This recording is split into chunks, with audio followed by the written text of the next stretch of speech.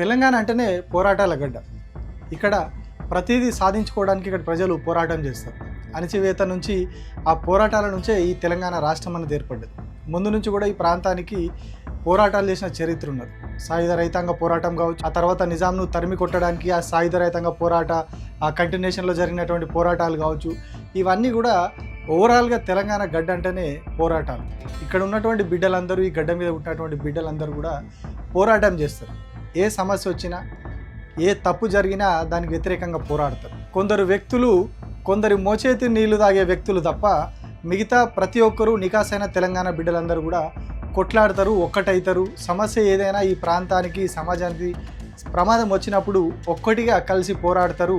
ఆ సమస్య నుంచి సమాజాన్ని బయటపడేస్తారు, సమాజానికి పట్టిన ఆ చీడ పీడను తొలగిస్తారు. సో ఇదంతా నేను ఎందుకు చెప్తున్నా అంటే, ఇప్పుడు ఒక సంఘటనలో అదే జరిగింది తెలంగాణలో. తెలంగాణ పోరాటాల గడ్డ అని మరొకసారి నిరూపితమైంది. ఎన్ని శక్తులు అడ్డు తగిలినా, ఎన్ని బెదిరింపులు వచ్చినా, ఏ రకంగా అణచివేయాలని చూసినా, ఏ రకంగా తప్పుడు ప్రచారం చేయాలని చూసినా, ఏ రకంగా వ్యక్తిత్వ హననం చేసి ఏకంగా ప్రాణాలు తీసుకునేంత ఆ వేదన కలిగించినా కూడా ఈ సమాజం ఎదురొడ్డి నిలబడ్డది. ఆ దుర్మార్గుల భరతం పట్టింది, జైలు పంపించింది. అదే బండి భగీరథ్ కేసు. ఈ సంఘటనలో మనం మొదటి నుంచి కూడా చూస్తూ ఉన్నాం. ఎక్కడ కూడా మెయిన్ స్ట్రీమ్ మీడియా ఈ అంశంలో ఎంటర్ కాలేదు. ఎక్కడ కూడా మెయిన్ స్ట్రీమ్ మీడియా మొదటి రోజు నుంచి కూడా ఈ అంశాన్ని టేకప్ చేయలేదు. చేయకపోగా రివర్స్లో బాధితురాలే నిందితురాలు అన్నట్టుగా వార్తలు ప్రసారం చేసింది. కొన్ని ఇంకా తెలుగుదేశం పార్టీకి అనుసంధానంగా ఉండే కొన్ని ఛానళ్ళు అయితే మరీ దిగజారి వార్తలు వేసినాయి. ఇక బీజేపీకి అనుసంధానంగా ఉండే కొన్ని యూట్యూబ్ ఛానళ్ళు అయితే ఏ స్థాయిలో అమ్మాయి వ్యక్తిత్వ హననానికి పాల్పడ్డాయో, కంప్లీట్గా వాళ్ళు మహిళలై ఉండి ఒక అమ్మాయి మీద, ఒక బాలిక మీద ఎంత దారుణంగా వార్తలు చదివిర్రో ఇప్పుడు అవన్నీ కూడా డిలీట్ చేసుకుంటా ఉన్నారు వీడియోలు. ఆ దుర్మార్గులే అనాలి వాళ్ళు. ఆ దుర్మార్గులు ఎందుకంటే వాళ్ళు మహిళలై ఉండి కూడా ఒక అమ్మాయికి, ఒక బాలికకు అన్యాయం జరిగితే ఆ బాలికనే నిందితురాలిగా సమాజం ముందు నిలబెట్టిర్రు. 10 రోజుల పాటు ఒక నరకయాతన కుటుంబానికి చూపెట్టిరు. ఆ అమ్మాయి ఆల్రెడీ ఒక 5-6 నెలల నుంచి కంప్లీట్గా బాధపడతా ఉన్నది. ఆ బాధను ఇంకా వీళ్ళు రెట్టింపు చేస్తూ, దాని మీద సూటిపోటి మాటలతో పొడుస్తూ ఇన్ని రోజులు, ఈ వారం 10 రోజులు కంప్లీట్గా ఒక రాక్షస కాండ, ఒక దుర్మార్గ కాండ నడిపించారు, ఒక కౌరవ కాండ నడిపించారు ఈ 10 రోజులు. కానీ ఎట్టకేలకు న్యాయం నిలబడ్డది. కొందరు మోచేతి నీళ్లు తాగి అటు నిందితుల వైపు వకాలత పుచ్చుకున్నా కూడా తెలంగాణ సమాజం అంతా కూడా బాధితురాలకు అండగా నిలబడ్డది. ప్రజా సంఘాలు, మహిళా సంఘాలు, డిజిటల్ జర్నలిస్టులు చాలా వరకు బాధితురాలకు అండగా వచ్చారు. ప్రధాన ప్రతిపక్షం అండగా వచ్చింది. కొత్తగా నేను తెలంగాణకు తల్లినైతా అని చెప్పి వచ్చినటువంటి ఒక పార్టీ నాయకురాలు ఏకంగా ఆ పిల్లగాడు రాజకీయాలకు సంబంధం లేదు, ఆయనకేం తెలియదు, ఆయననేమనకుర్రి అన్నట్టుగా ఆమె మాట్లాడిన మాటలు కూడా మనం చూసినాం. కాకపోతే తెలంగాణ సమాజం మాత్రం అట్లాంటి వాళ్ళందరినీ పక్కకు నూగింది, బాధితురాలకు అండగా నిలబడ్డది. నిందితుడే, వాడు ఎవడైనా సరే నిందితుడే, వానికి శిక్ష పడాలని ఒక్కటై కొట్లాడి ప్రతి ఒక్కరు రోడ్ల మీదకి వచ్చారు, ప్రతి ఒక్కరు ధర్నాలు చేసిరు, రౌండ్ టేబుల్ సమావేశాలు పెట్టారు. నిందితుడు అరెస్ట్ కావాలి, వీఐపీ అయినంత మాత్రాన, ఒక కేంద్ర మంత్రి కొడుకు అయినంత మాత్రాన ఒక బాలికకు అన్యాయం చేస్తే, ఒక బాలిక జీవితాన్ని పాడు చేస్తే శిక్షలు ఉండయా? ఒక కేంద్ర మంత్రి స్వయంగా బెదిరించిండు అని చెప్పి వాళ్ళు కంప్లైంట్లో చెప్పారు, అయినా కూడా చర్యలు ఉండయా? ఇంత జరుగుతూ ఉన్నా ఎందుకు ప్రభుత్వం మొద్దు నిద్రపోతూ ఉన్నది? ఇవన్నీ, ఈ అంశాలన్నీ ప్రశ్నిస్తూ డే 1 నుంచి అరెస్ట్ అయ్యి జైలుకు పోయే వరకు కూడా ఈ సమాజం అంతా కూడా కలిసికట్టుగా పోరాడింది. ఈ గ్యాప్లో చాలా బెదిరింపులు వచ్చినాయి. అసలు ఆయన పేరు వాడద్దు, కేంద్ర మంత్రి పేరు వాడద్దని కోర్టుకు వెళ్ళి ఒక ఆర్డర్ తెచ్చుకున్నాడు. ఆయన మీద వార్తలు వేయొద్దు అని చెప్పి, ఆయన కొడుకే తప్పు చేసి జైలుకు పోతూ ఉంటే ఆయన పేరు వాడద్దని ఒక ఆయన ఆర్డర్ తెచ్చుకున్నాడు. లేదు, మా మీద తప్పుడు ప్రచారం చేస్తున్నారు, అవన్నీ మీ మీద కేసులు పెడతాం, అన్ని యూట్యూబ్ ఛానల్ మీద కేసులు పెడతాం, నోటీసులు ఇస్తామని చెప్పి అట్లా బెదిరించారు. అట్లా వార్తలు వేసిన వాళ్ళ మీదకి బండి సంజయ్ తప్పు చేసిన వార్తలు వేస్తే మీరు హిందుత్వానికి వ్యతిరేకంగా, హిందూ మతానికి వ్యతిరేకంగా మాట్లాడుతున్నారని కొందరు జర్నలిస్టుల ఇళ్ళ మీదకి మనుషులు వచ్చారు. సుంకరి ప్రవీణ్ అనే జర్నలిస్ట్ ఇంటి మీదకి మనుషులు వచ్చి వెహికల్ వేసుకొని ఆయన ఇంటి మీదకి పోయారు. సో ఇట్లా ఈ క్రమంలో చాలా ఘటనలు జరిగాయి.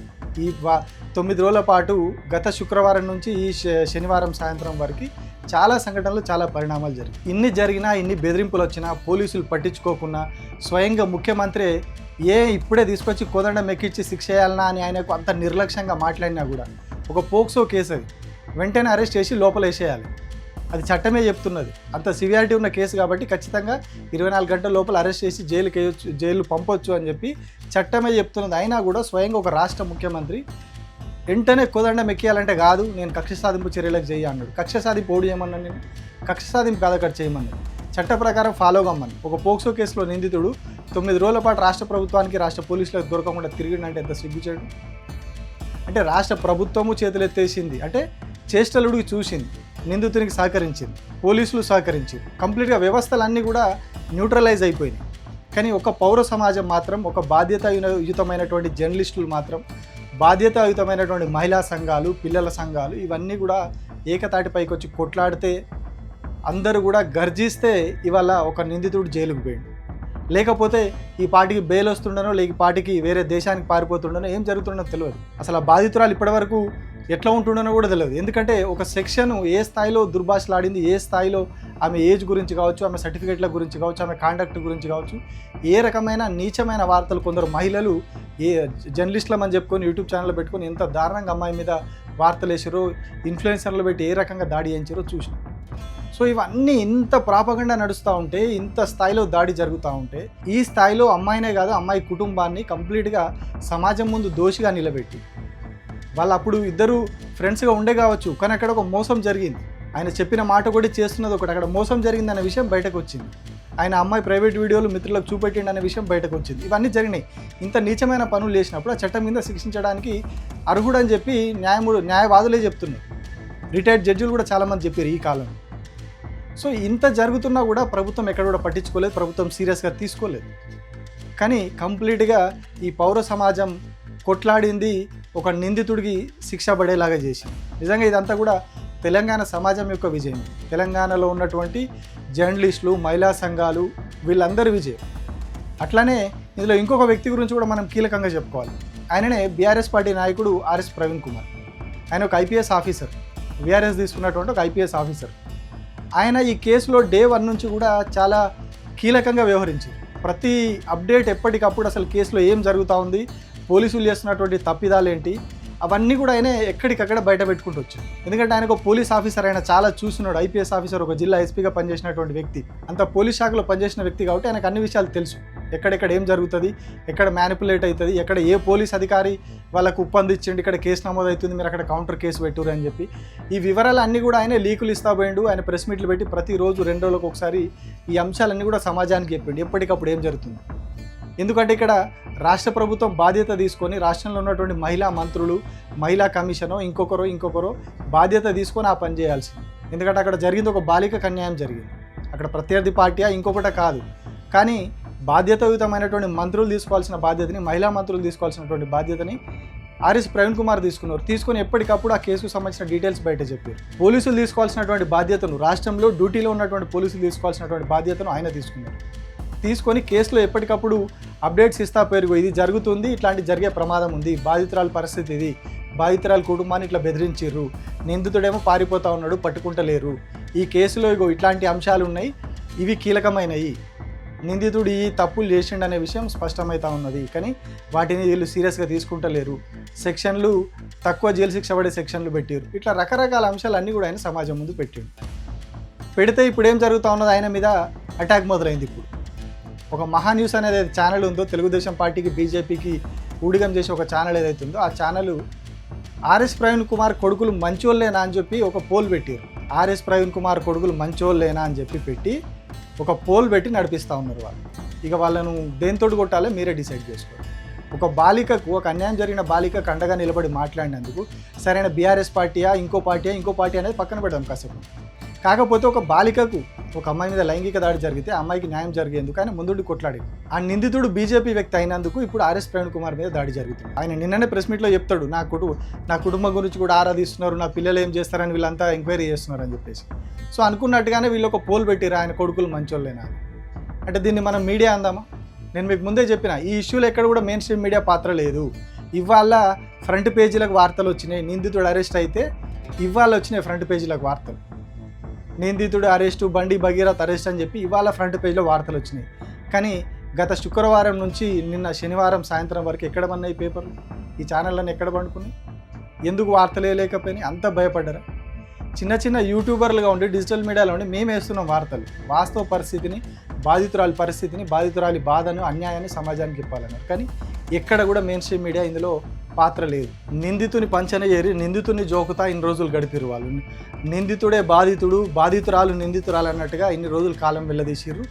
ఎవరైనా స్పందించిన వార్తలు వేయాల్సి వచ్చినా ఎక్కడనో లోపల పేజీలలో చిన్న చిన్న వార్తలు వేసుకుంటూ ఎక్కడనో చిన్నగా నడిపిస్తూ వచ్చారు.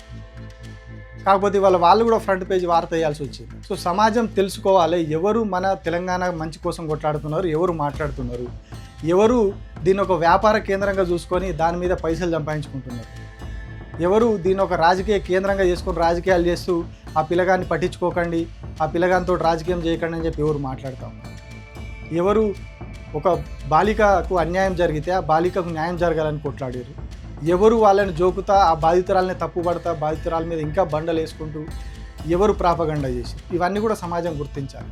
అంటే ఎంత మనని తప్పుదో పట్టిస్తున్నది మెయిన్ స్ట్రీమ్ మీడియా అని చెప్పుకునే ఛానళ్ళు, పేపర్లు, కొన్ని పార్టీలు ఎట్లా సమాజాన్ని తప్పుదో పట్టిస్తున్నాయి.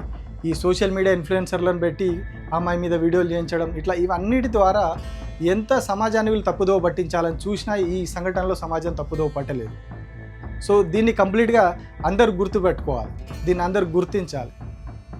ముందు కూడా ఇట్లాంటి ఘటనలు జరిగినప్పుడు ఎవరు ఎటువైపు ఉంటున్నారు, ఎవరు ఏ పక్షం వహిస్తున్నారు, ఎవరు బాధితుల పక్షాన ఉంటారు, ఎవరు నిందితుల పక్షాన ఉంటున్నారు అనేది కూడా క్లియర్గా మనకు అర్థమైపోతుంది. దొంగలు ఎవరు అనేది ఈజీగా దొరకబట్టిపోతుంది. ఈ కేసులో మనకు 10 రోజులు చూసినాం మనం ఏం జరిగింది అనేది రాష్ట్రంలో ప్రతినిత్యం మనం చూసినాం. సో దీన్ని మనం ఒక ఎగ్జాంపుల్గా పెట్టుకోవాలి.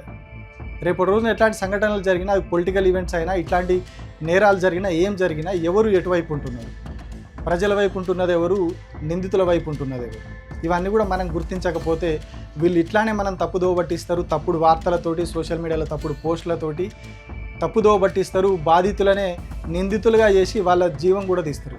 ఆ అమ్మాయి గుండె ధైర్యం కలదు కాబట్టి ఇంత ట్రోలింగ్ చేసినా, కొన్ని వందల సోషల్ మీడియా హ్యాండిల్స్ దాడి చేసినా, ఆమె మీద అటాక్ చేసినా, వ్యక్తిత్వ హననానికి పాల్పడ్డా, ఇష్టం వచ్చినట్టు తిట్టినా కూడా అమ్మాయి గుండె ధైర్యంతో ఉన్నది.